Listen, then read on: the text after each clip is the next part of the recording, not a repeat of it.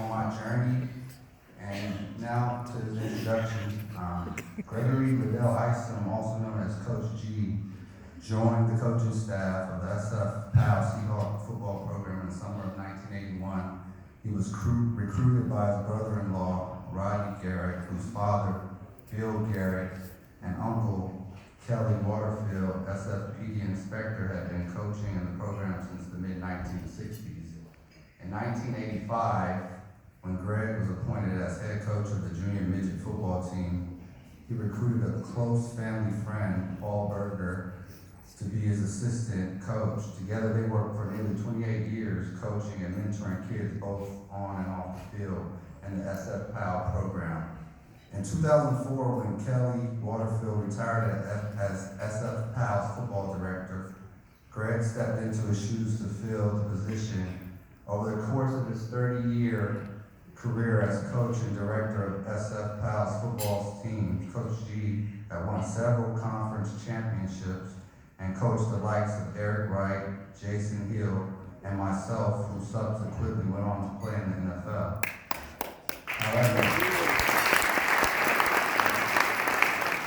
However, he never lost sight of the fact that there was a greater purpose to his efforts than merely coaching football, but rather to guide and mentor the kids and teach them the importance of life lessons, to have respect for oneself, the game, and the others, and to have a positive attitude and a strong work ethic, to be disciplined and to persevere.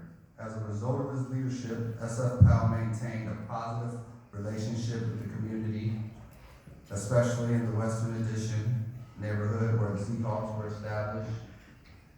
And under SFPD Officer Dan Shelley and John Finney in 1959, Coach G retired as SF PAL's football director and from coaching in 2012. His legacy, however, lives on in the new generation of kids that now play for the SF PAL 49ers football team. So please join me in giving a warm welcome and my friend, mentor, great leader of the community, Coach Greg Isom.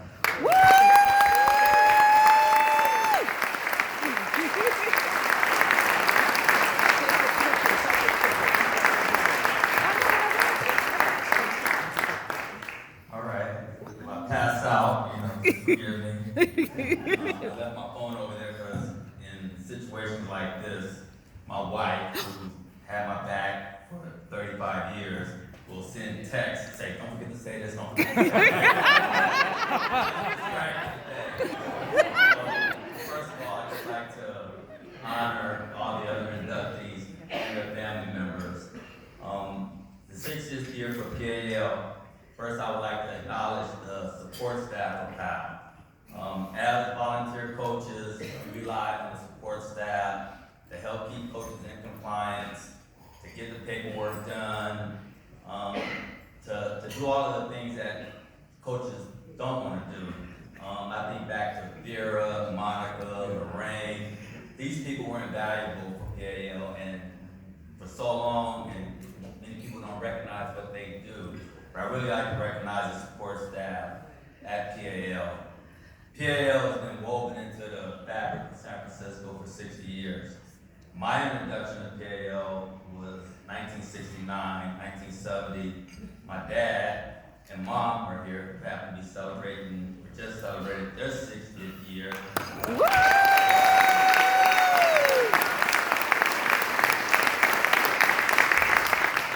And I was born in 1959. I was born in Motown, so 59 was a good year. But my dad took me out to Big Red Park to sign me up for the PAL Mets baseball program.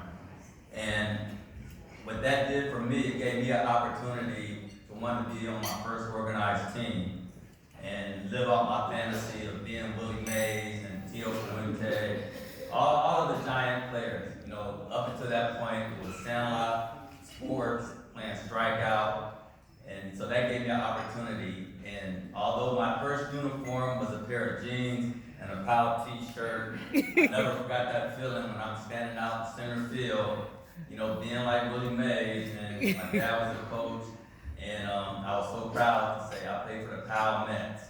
And several years, about a dozen years later, my best friend growing up, actually asked me to come out and help him coach. He was short of coaches, and 30 years later, you know, that's how the story went. So, I don't know if many of you understand or know about the Powell football history. It started in '59 with a couple of dedicated officers who formed a football program. And during the 60s, 70s, Powell had a thriving football program throughout the city. So kids from each neighborhood would play for their team, whether it was the Seahawks, the Gladiators, the Mariners, Glen Park. You had an opportunity to go sign up, and it was a thriving football program that was capped off with the Lacey Bowl at City College. But in the 80s, because of a lot of things, participation, funding, and whatnot, we were down to one program, and that was in the Western Addition in the Fillmore. And so if any young person wanted to play football in San Francisco, they had to come to the Western Addition to sign up. And so this is what I think was the sweet spot of the program.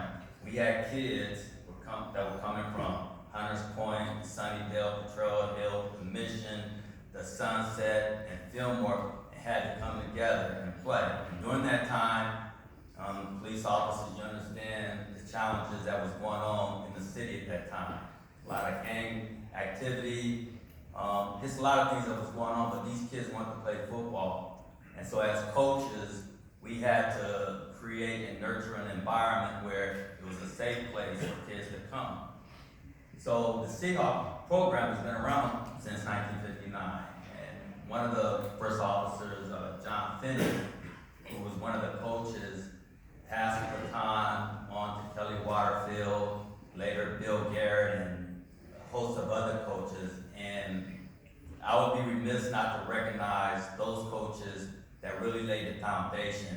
All I did was merely take the baton from what they were doing, and when I left the program, I passed the baton on to the Otis Williams and Tracy Browns that are running the program now.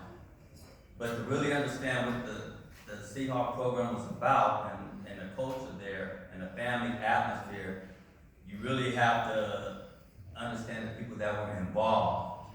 But during that time, we had people from all walks of life that were volunteer coaches. We had police officers, we had mailmen, that's what I was, and we had UPS drivers, we had all across the board, social workers, people in the medical field, everything was coming there for a common goal. And I didn't really understand the significance of coaching. When I got involved, it was just about football. And you know, I was young, 22, 23 years of age. Being around the game, it was exciting. So one of the things that really sort of defined my tenure as a coach, I had a young man on the team, and I don't want to bore you with all these stories I have, but I'm going to tell you a couple. I had we had a young man that came into the locker room, he was crying. And I said, why are you crying? So we had one kid on the team that was sort of a bully type kid. And this kid who was crying said, and I'm not going to mention any names, he's not in the room, but he said, such and such is banging my helmet up against the locker. I said, okay, all right, but why are you crying? The kid said, my head was in it. So I've been talking to the kid. Then another young man, he's a real smart, intelligent kid, but he was a bully. He would just pick on kids. And because we had kids that were from different neighborhoods, you know, everybody was trying to mark their territory on the football team. And this kid would pick on kids all the time to the point where we would antagonize him. And it's hard, I almost want to repeat his name, but I can't say his name. But I said, you can't pick on kids like that. One day it's going to come back to get you. You're going to pick on the wrong person. And at the time the kid was 13, and 2 years later, he got killed a couple of blocks away from the park, execution style. And then that just, I remember the words that I was saying to him, and it just sort of came to life. And then so it really changed my whole perspective on what football was. It was a bait to get the kids in, and then once we get them, then we try to do what we can to help develop and teach life skills. And so during that time, with my good friend Paul Berger, who is, you know, my right-hand man, it's hard for me to even be up here accepting this, because one of the things that Paul and I did as coaches, with kids coming from all over, and like a lot of these kids, and like me, you know, I wanted to be like Willie Mays. These kids at the time, the 49ers, the professional 49ers, were doing well. So every kid wanted to be Joe Montana, every kid wanted to be Jerry Rice or Eric Dickerson. So we trying to sort out position. Look, everybody can't be a quarterback, everybody can't be a running back. So somebody got to block for them. So we decided at the very beginning, we're not going to give out any individual awards. We're going to win as a team, we're going to lose as a team, and so that's the family atmosphere that we try to create on the team. And it worked. We did really well. Paul and I still have great relationships. There's Officer Jabari Jackson here. I met several parents that were giving me updates on their kids that are lawyers. It's overwhelming. So I don't want to get long-winded. I just want to thank you. And I have two wives, okay? My PAL wife and my regular wife. She was a cheer director. They all say she's a better wife. We used to go shopping and concession stand things together. Elaine. And again, I apologize if I forgot anyone, but I'm extremely humble for this. But I'm just accepting this on behalf of all the parents that work with the football program, coaches that have passed away, Joe Duncan, Jim McClure. We just had so many great people that was involved in the program. And you wouldn't believe, at one time, we had 3 players from the top program that was on the San Francisco 49ers roster. That was Donald Strickland, Eric Wright, and Jason Hill, which he would rise to any other new program. So, with that, thank you, and have a good evening. Thank